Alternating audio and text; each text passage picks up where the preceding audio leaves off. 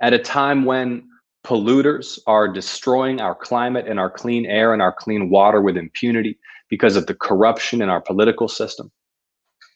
As we live through this moment of reckoning with racism embedded in laws and institutions, and this opportunity presented as a new multiracial and multi-generational coalition emerges to demand reform, to demand equal justice and equal protection under the law.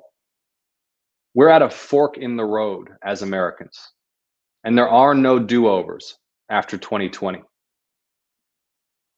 And it's like I've been saying everywhere I go and to everyone I talk to, November 3rd is not election day. It's just the last chance to vote. Hundreds of thousands have already voted in Georgia. We are seeing participation and excitement and enthusiasm that's through the roof. Because by winning this election, we create the opportunity to dig out from the rubble of everything that's been destroyed in these last 4 years. To commit to health policy that's guided by science and medical expertise, and a recognition that access to health is a fundamental human need and human right. We have the opportunity to have the most productive period in civil rights and voting rights legislation since the civil rights movement in the early to mid 1960s. We have the opportunity to make historic investments in infrastructure and clean energy, not just to upgrade our quality of life and get people back to work and lay the foundations for prosperity, but also to make America the world leading innovator in sustainability and clean energy. There is so much that we can achieve together and that we have to achieve together. Anti-corruption reforms to get dark money out of politics and return government to the business of serving ordinary people, not just those who have hundreds of lobbyists in Washington, not just those who can pay David Perdue $7,500 for a meeting.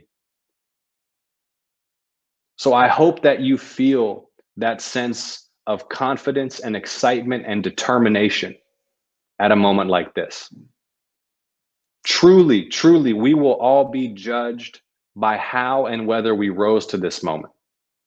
And I know that with all of the angst and anxiety about what's happening in our world and in our country, the threats to our health, to our parents' health, to our grandparents' health, we can lose sight of the fact that because we're living at a moment of crisis and at a moment of historical transition, we have a heavy obligation to live up to the expectations that future generations will have, that we did everything we could to push this country, to push the human species in the right direction.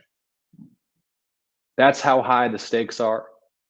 That's how great is our obligation and our opportunity. I'm grateful to the Young Dems of Georgia, your amazing leadership and membership. I hope that you are planning to make the most of every hour of every day for the next 27 days to generate overwhelming turnout and voter participation and win these races decisively. This is the closest US Senate race in the country. Mitch McConnell's super PAC spending more money attacking even any other Democrat in any race in any state because Georgia is at the tipping point. A state that's becoming younger and more diverse by the day, a decade of investment in voter registration and organizing, all of which I know all of you have been involved with. Thank you for all that work. This is the culmination of that work. We have to finish strong and we have to win because the country is counting on Georgia right now. Future generations are counting on Georgia right now. Truly, the world is counting on Georgia right now. Much love to you all. I wish you good health. Thankful for everything you do.